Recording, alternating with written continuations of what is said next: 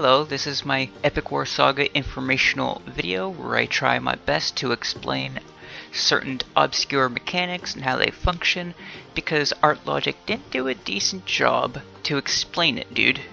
So, first things first, I'm going to start with the units, and I will explain each individual part of each unit's card. I have a list of examples that I'm going to be working with, and I'll try to keep it simple as I can. And then after I explain the units, I'll move on to how the items will function and interact with them. Then I'll move on into the spells and how the hero functions for that. I will say that all units and heroes all equivalently have a 5% chance to crit with all of their attacks no matter what. Heroes actually have a 5%. Units have a 10%. Now, first I'm going to explain using the Phantom Knight. This is a basic stat card, and all the information here may seem confusing, which I'm going to try to do my best to explain. First, I'll look at the HP. The HP for the Phantom Knight has two numbers displayed. One is green, and one is white. Now, the number in green is the actual value you're looking at for your unit. So in this case, Phantom Knight has 1,611 total HP that will be taken into a battle. The number in brackets is his base stats. The base value is what is used for all other items and bonuses to be applied from as a base. And as you see on the right, you will see percentage numbers. For the HP, it is a 44%. That is also displayed just beneath as a Stat Aptitude. Both of these values are the same. There is no reason why it should be listed twice, but it is. Now, what this number means of 44% for HP is whatever HP number you are increasing, this unit will get 44% of that total bonus. So for example, if I was to boost by equipping an item such as gold plate, it gives 100 HP. So how does that affect my Phantom Knight? 44% of 100 is added to this unit. The grand total of what is being used is right here. So 100, 44% of that is HP, which that means that Phantom Knight is getting 56 HP increased. The number that's in green is a lot higher than that, and I'll explain that later. Now, Phantom Knight also has other things on its card, such as Pop. That has nothing to do with any type of soda or carbonated beverage, and it has a lot more to do with how many units are in its actual population. So if I was to summon this in a battle, it will summon 13 Phantom Knights. The cost is 3. That means I would need to have 3 of my blue mana bars to play it, minimum. If I was to save up mana up to a full blue bar, which is a number of 8 bars, it would mean absolutely nothing at all in a difference for when I play this unit. The SPD has nothing to do with any type of police department in San Francisco, and it has everything to do with how fast the unit moves along the battlefield. A speed of 2.45 is an actual flat number reference to how fast it moves. So a unit that has a speed of 2, for example, would be moving slower than the Phantom Knight. That is all it means. It is only the movement speed of the unit. I could go in and explain the attack and defense values, but they function exactly the same as the HP I've already mentioned. Now in the info part, this says that this unit is a melee. And then after that separator, it says P1. Now, the P has nothing to do with a bodily function, and it has to do with everything of the unit's actual power that's spread among all units that each individual Phantom Knight of the population does, because all of this information is for one Phantom Knight specifically, and there is 13. So what that means of a power of 1, it means that the actual attack value that this unit does will be as close to its actual value as possible before any other damage increase or reductions occur. It will always be a 1-for-1 to the best it can. The S stands for attack speed. Why does it start with an S? I'm not an English major, but all I know is that a attack speed of 2.5 is quite quick, but in this value it means 2.5 seconds for his attack. So each individual Phantom Knight attacks at a speed of 2.5 seconds. I believe the fastest attack speed that's possible is 2. The lower the value for S, the better, essentially. Now, to get into the actual elements, this unit is an element of thunder. That means that it gets a damage bonus to water units. If this unit is to attack a water unit, it would be doing more damage. At the same time, if a water unit was to attack this thunder unit, my Phantom Knight will be taking less damage. So thunder does more to water, takes less from water. The amount of damage thunder does more to, including other element functionalities, will always be double of what the original value is. It will also be taking half of the damage value. I believe is half. It's either half or 25% of what the actual value is. I want to say it's 25%, but I can't remember off the top of my head at this moment. But that's essentially how that functions. Now, let's get into the actual resistances of the stat card. Now, there are different actual names shown here. Before I get into each individual function, these values are out of 100%.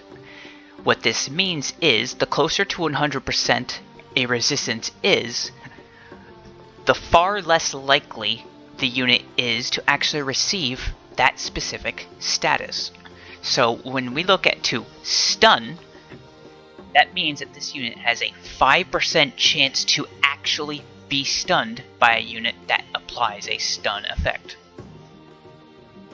Now, to actually get into what these resistances of the status are, stun is when a unit is trying to attack but is interrupted.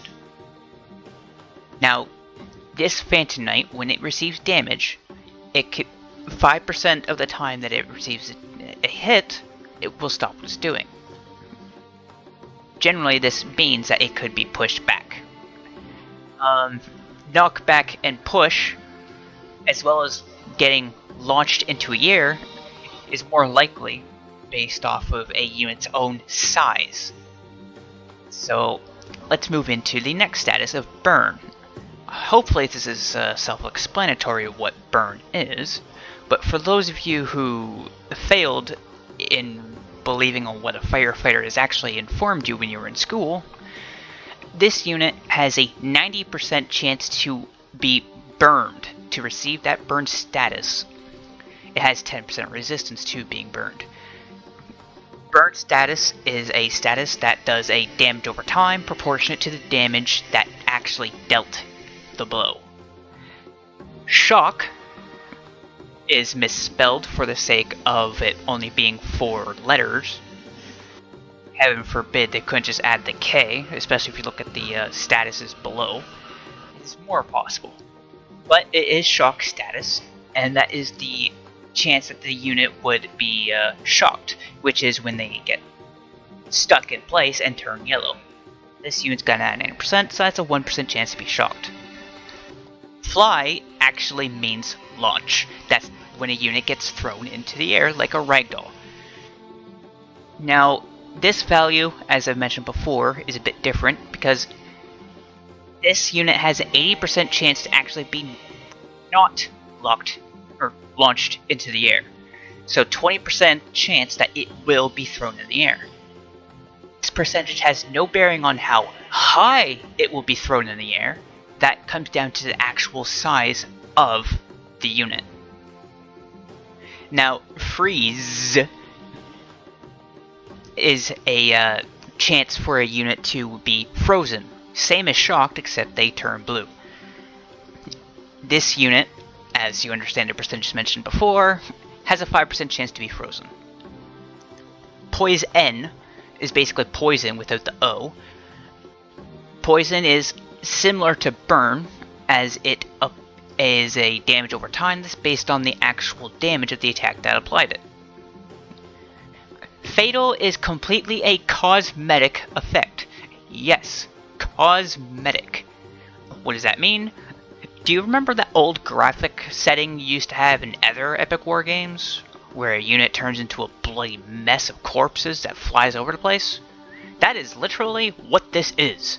What that means is that when this unit dies, it has a 80% chance to be split into a bunch of pieces.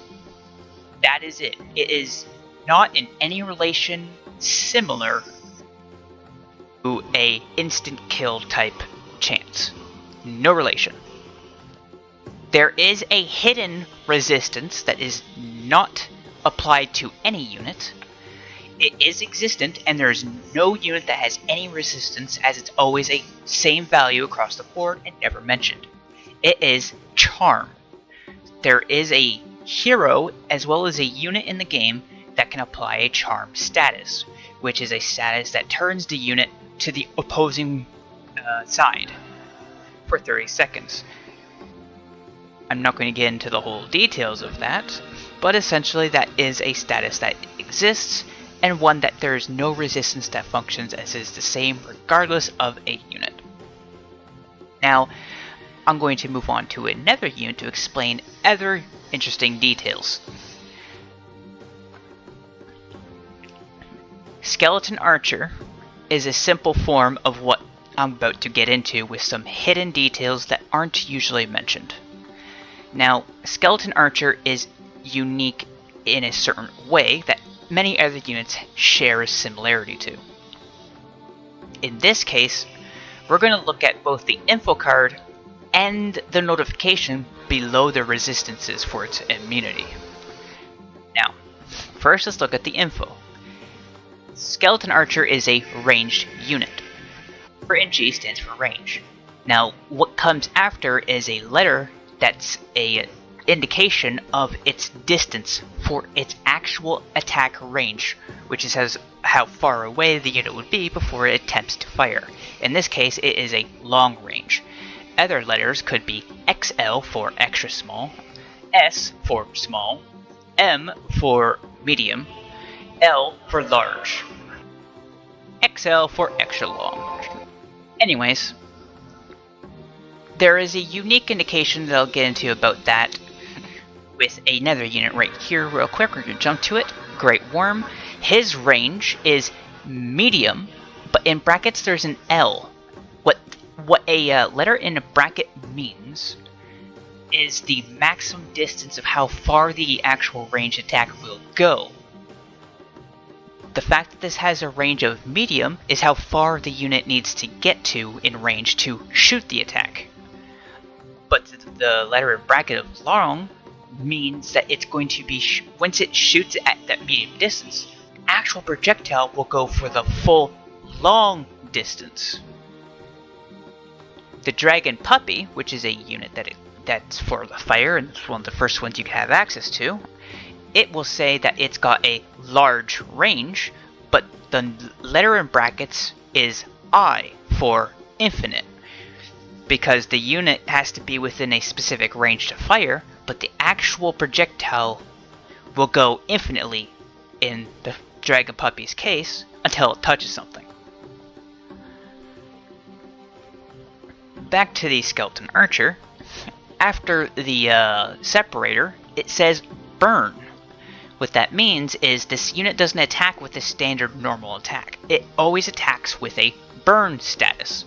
So always its attacks will try to apply the burn status, and its attack type is a burn.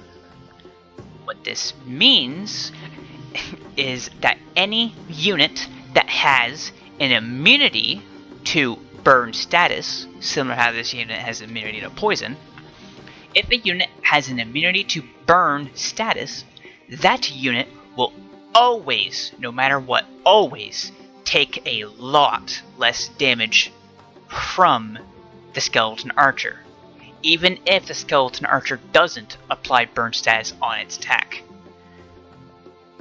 Skeleton archer has an immunity to poison, which means any unit or spell or anything that does poison type damage will always be doing less to the skeleton archer. Now, if you put into a theory, fire takes less damage from wind. So if a wind type unit does poison damage, you're going to see a lot of 1s or 2s most likely, because that's all they'll be able to do. Now, back over to the Phantom Knight, notice how this one has a weakness to burn. What that means is that any unit or spell or anything of the sort that does burn type status damage will always be dealing extra damage to the Phantom Knight. Now I'm going to give a unique information about how this functions, because a unique case is with the Great Worm. Wind takes bonus damage from fire. That means it takes double damage from fire. However, he has an immunity to burn status, which is very common with fire units, such as the Skeleton Archer. Now, how does that function, since the Great Worm takes bonus damage from fire, but less damage from burn type damage? It's interesting because that means if a fire unit does burn damage, it is, because I do remember the actual value calculation, that fire unit will be doing 1.2 times damage to the Great Worm instead of 2 times damage. That means that the Great Worm would only take 20% more damage from a fire unit that does burn, instead of, if it didn't have immunity to burn, 200% more damage. Or I mean 100% more damage, I should say. So instead of 100% more damage, it's 20%. Now, let's see. He's for later. Now, let's look at Void Unit. This is the Phantom Beast. It is a Void Unit. It does neutral damage to everything, and takes neutral damage from everything. Now, what makes a Void unit quite more unique than a regular element unit is the fact that it is a Void unit that cannot receive any bonuses to its actual stats in percentages. It is only capable of receiving bonuses to its stats from actual flat values. Now, in this case, this is a unit that does poison damage. Like I mentioned before, any unit that has a immunity to poison or a weakness to poison will be taking either less than or more than the regular damage from that unit. This essentially means that if a unit has a weakness to poison, Phantom Beast is actually a decent choice if you lack any bonuses to certain elements to make them more useful to use. Poison is a stat that is hard to come by, and that's where the Phantom Beast may actually see some decent use. Outside of that, it might not see much use.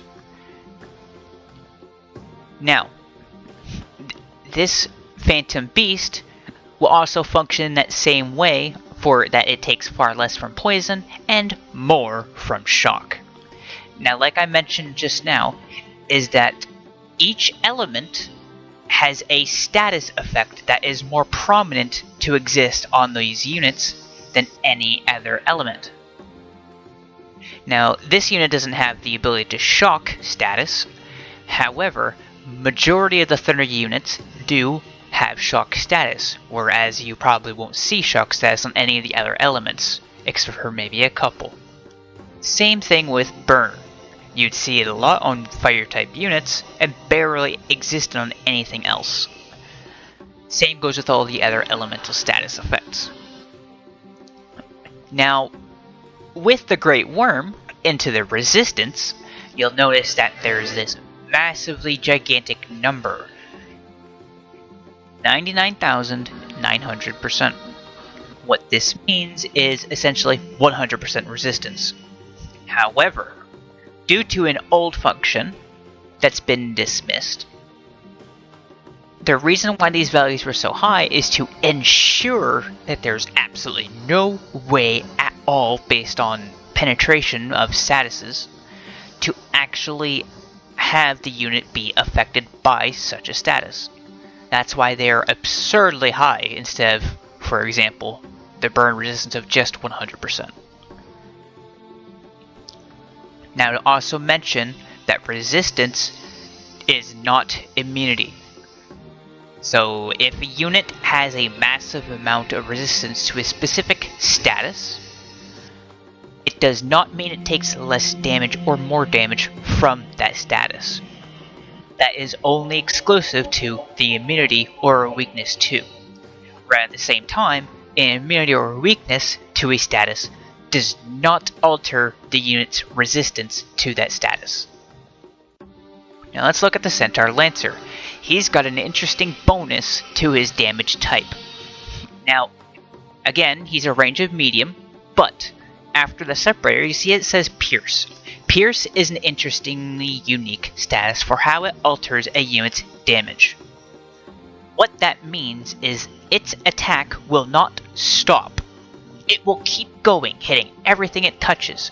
However, for every subsequent hit of the individual projectile, the actual damage will take from the power value stat, in this case is P of 1, and reduce it by 20%. So that means that if there are 5 units that will be hit by a single spear,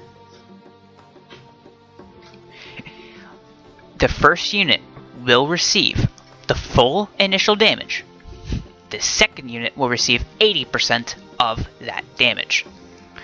The following will receive 60, and so on. If there are still more units to be hit by the attack, but the value is below 0, effectively it will not be harmed in any way.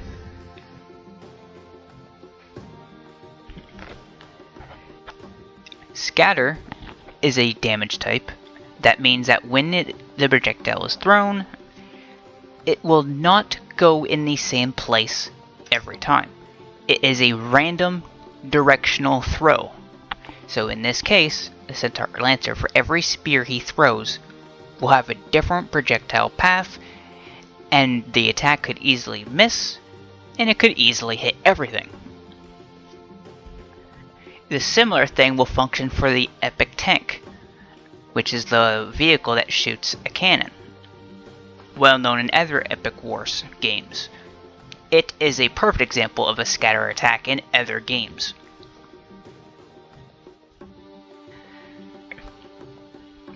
The Elite Hobbit will be used for an example of a unique mechanic in this game that I will get into later. For now, I'm going to go into hero spells in this case. I decided that it's best to get into the hero spells now before I move into the items, because they do have a unique functionality that is worth mentioning in the items section later. I find it more better to get into them now than later.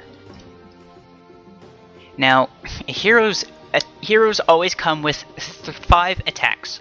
One that is unique to the actual hero that no other hero has access to. The other 4 are spells of either offense or utility. These are always spells that can vary from hero to hero, but other heroes can also share a similar spell. The spells that are available to a hero are always set in stone. Now, this is Steel Armored Popo. He is a Earth element hero, same as the standard Popo that you start with in the game. I've chosen him as he's got a decent list of spells to give an example for how they function. And like I mentioned, that I want to clarify again, is the crit chance. Heroes have a 5% chance to always have a crit on their attack, whereas the units have a 10%. And that can also apply to your spells for the offense only. Now, a hero's special attack is unique for how it's affected in battle. As it's unique per hero, they are not listed, due to laziness, for any unique factors that they may have, such as how strong they are, or how they function in battle, or even unique traits that can be included among like lifesteal or actual elemental effects. They are not clarified in the special attack and are something that, without actually testing, you most likely wouldn't know. So, even though it's a non-element attack, it does, however, get affected by the hero's own stats, including elemental bonuses of the hero. So since Steel Armor Popo is a Earth hero, his special attack does Earth element damage. That is very important. Special attacks are a lie with their descriptions. They're always based on the hero who is using it, including the element of that hero. Now let's get into an example of what a utility spell will be. Steel Armor Popo has two. The first that I want to get into first is a rage spell. It's his second actual spell, but I'm going to explain it first because it's important. Now, this is a support type spell, or utility.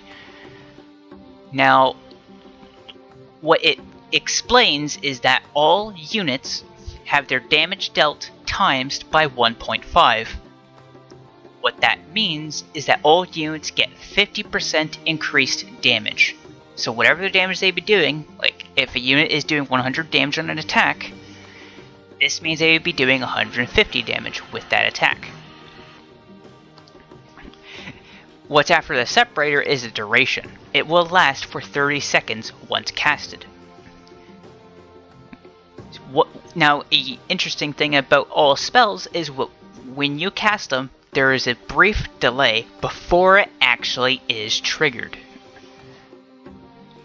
It is not limited in range, as the range of utility spell is always infinite, no matter where you cast it, just as long as the units exist on the field to receive the buff. A hero cannot receive a support buff in any way, except for one, and that is a healing spell. Now, his other spell is unique because it is a second tier of an actual spell. In this case, it's Shield 2. There is a spell called Shield, but this is an upgraded form that is exclusive to this hero. There are other heroes who may have a Shield 2 spell, or a regular Shield spell. You cannot physically upgrade them. They're, just like mentioned before, fixed to specific heroes. Shield 2 in this case functions the same as Rage, except this one makes your units take less damage from everything. Now the explanation is a bit strange to some, but what it means by times 0.6 is that the actual value is from 1. So let's consider it as 1.0 being 100%. and 0.6 is 60%. This means that units are taking 60% less damage. No, wait. One sec, sorry, I'm being dumb with my math. What it means is the units are taking 40% less damage. Sorry about that. It's still weird to think about it that way, as it's a strange way to look at it, but I think that gets my point across very well. So, there's another shield spell, which is Shield 1, which does times 0.75, which means they would be having damage taken reduced by 25%. This one's 40% reduction. It's a weird way of saying it, I know, but I think that's a good example of how it fooled me for a moment to explain how confusing sometimes things can be in this game.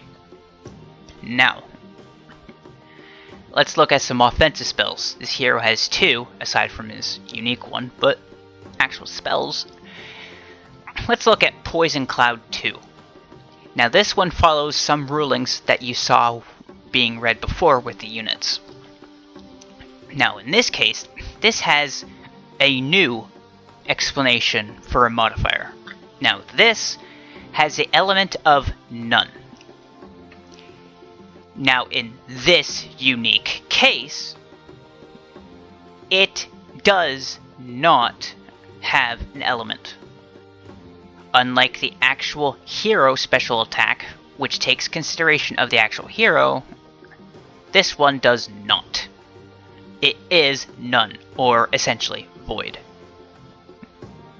It does 1.6 power. So that means whatever your hero's attack value is, it will take that and add 60% on top of it for the initial total. After that, you see how it says 2H? H means hits.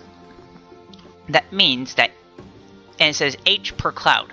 So that means for every cloud, that cloud can hit twice. There are 3 total clouds, and each individual cloud is calculated separately.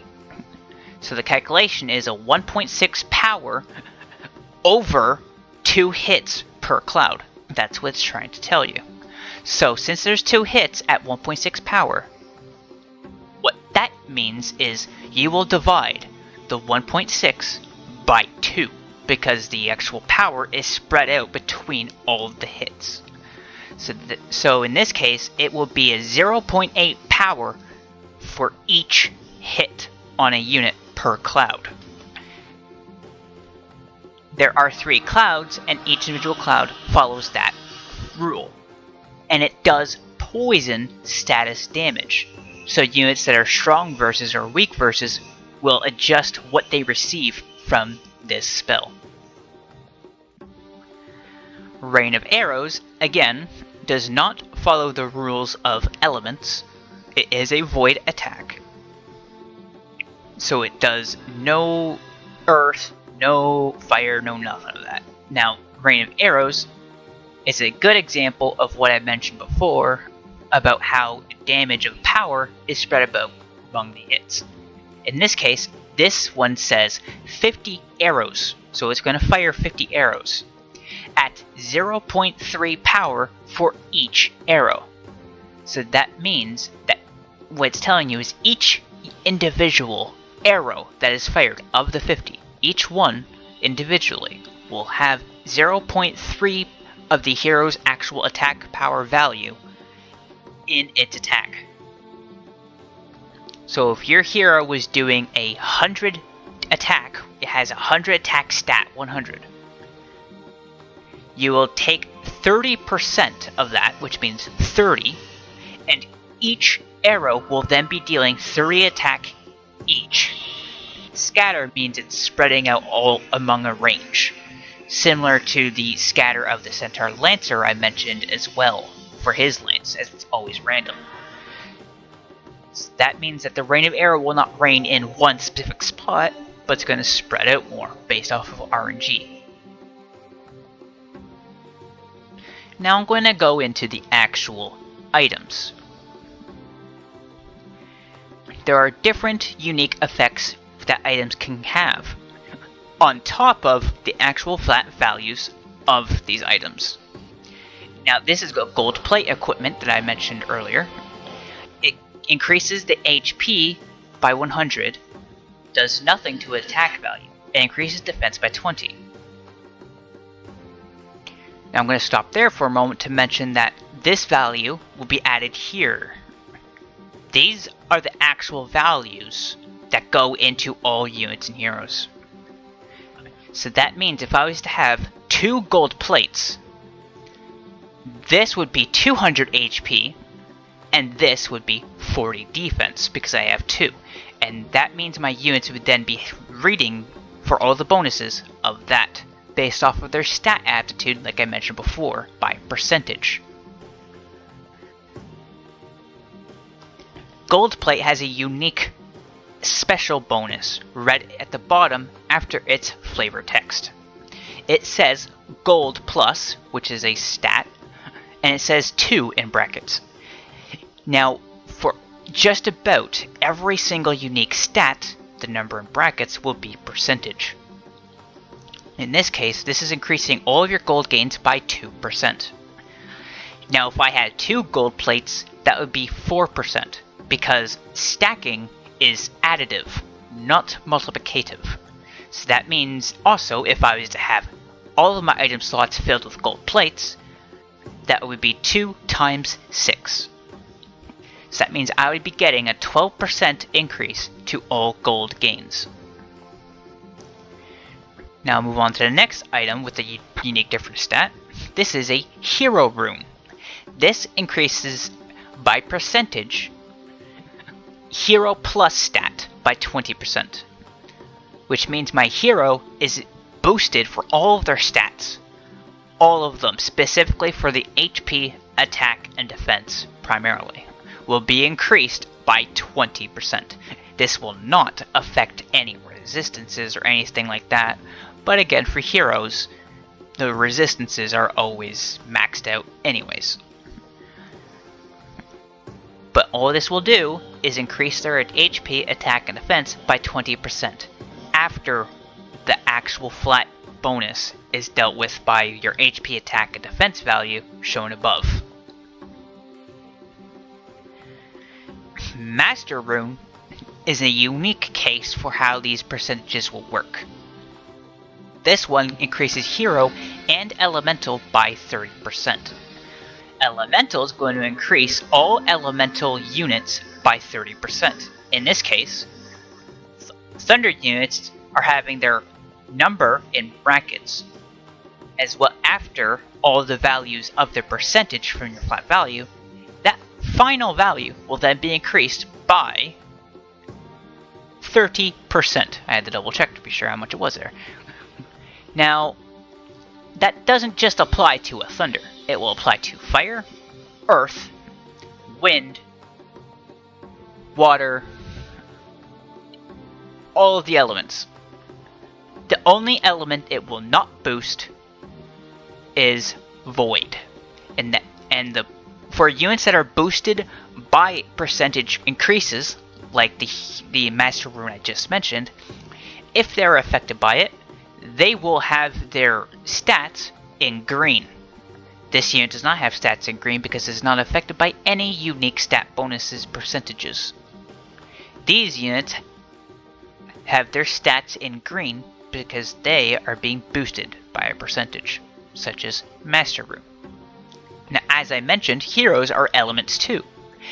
So in this case, my hero is being boosted by the Elemental Plus by 30%. But wait, it has a Hero Plus as well. It increases Hero and Elemental by 30%. So in this case, due to, as I mentioned about stacking effects being additive, this means that Master Rune is increasing the stats of a hero, in this case my Steel Armored Popo, who's Earth. It is increasing it by 30% from being Earth and 30% for being a hero, for a total of a 60% increase. Because again, it is additive, not multiplicative. That's how these stats are working, even though they are two uniquely different multipliers. They still become additive. Now, in a battle, you will have an orange bar and a blue bar for your mana. This item is an example of a unique stat that increases your mana in a certain way. Now, this increases mana plus by 100. That means 100%. In this case, it only affects starting mana. You can never in any way boost how fast your mana generates. You cannot alter the speed of mana generation. There is another method to manipulate your mana, but that is something I'll explain at another time. Now in this case, 100 means maximum, because the grand total that you can have for filling up your mana would be 100%. So this actually has a cap. So what will happen in a battle is your orange bar and blue bar will start at maximum. If you were to have 200% for mana plus, because again they stack, you would be losing out on the extra bonus because you cannot go over your set maximum. Now into another item is an ancient clock. This value is unique from any other ones I've mentioned as well. This one is nice enough to actually have an explanation for what is actually being stated in the brackets, but essentially this will extend your actual battle time, which is normally 10 minutes, and that's the time plus stat. This item says it extends it by 5 minutes, but that number in brackets is not a percent. It is an actual flat value in numbers, as in seconds, not minutes, not hours, not decades, heaven forbid. In this case, whatever number for time plus is, it's in seconds. 60 seconds is 1 minute. 300 seconds is 5 minutes. Now, this final item I have here is an Art Logic badge. This one's different in a specific way, because it says all plus 20%. What the heck is an all plus? Well, that means every single bonus you can get in a stat by percentage or time is increased by 20%. Or in case of time, yeah. Now this includes hero bonus, elemental bonus, gold bonus, item drop bonus, experience bonus, mana bonus, all the bonuses you can think of that are read at the bottom of any item. It is all increased by 20%. Now, I'm going to go into a very unique battle mechanic, which is one that many people may have seen, but not actually realized. Each unit has a hotkey, and there's a reason why units having a hotkey has a very big unique difference on how a battle actually plays out when you use them in a specific way. Now, to get that example out, I'm going to use a good test subject, the Alluring Queen. Now, the Alluring Queen has several units of different types and starts at maximum mana. What I'm going to demonstrate is a huge difference for how you manipulate a battle to your advantage. I will not be playing at this battle to win, only showing off a couple seconds to start to demonstrate this unique mechanic. So this unit will always start out with Twin Salamander, because it is our most expensive, leftmost unit. Now I'll start the battle to show what happens. They start with the Twin Salamander. They will always start with the Twin Salamander. However, they have units of different elemental types, and I can play that to my advantage. Now, if you were to use a hotkey, you can play a unit before they do.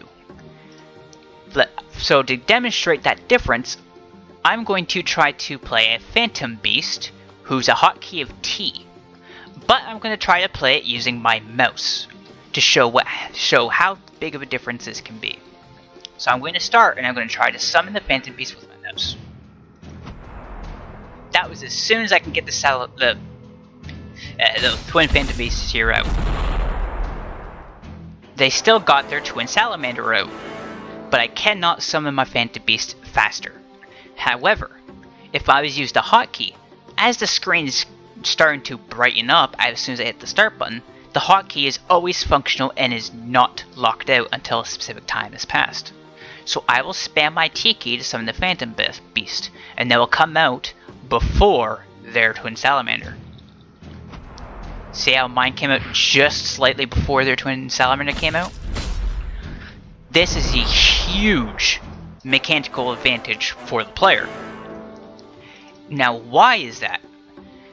Because the AI will always respond in a unique way based on the population and threat of the element unit you have played before they have played the unit. So how that would work is the AI will always spawn the most expensive matching elemental unit they have if you have played that very element before they did, and it's a significant threat. The threat can be dictated based on the speed, power, and population of that unit that's played. So in this case, their most expensive Thunder unit is Fafnir. Now I mentioned they always start with Twin Salamander. Now, my Phantom Knights seem to be a significant threat as their pop's okay, they're fast, and they can basically get to her pretty quick. Now this is enough of a threat that she will respond with Fafnir instead of Twin Salamander if I play it before she has played her unit. So I'm going to spam my Q button and start. She played Fafnir instead of the Twin Salamander because it is the most expensive leftmost lightning unit that she has available. It's the same as the unit that became a threat. Now in the same case, if I was to play a fire unit as a threat, she would still respond with Twin Salamander because that is her default. I'll use that example with a Skeleton Archer. Except she spawns faster than she normally would have. Now, the Masked Brawler is a 6-cost unit. He is cheaper than any other threatening unit that she would usually try to use. Twin Salamander is a serious threat. Black Dragon Zero could be a serious threat. Fafnir could be a serious threat. But I'm going to play Elite Hobbit, who's got a high enough population to be considered as a threat to the AI. They will respond with Masked Brawler.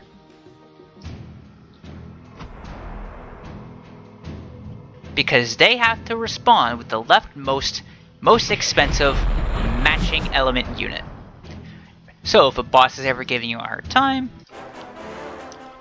you could use that to your advantage if their starting unit is a threat to you.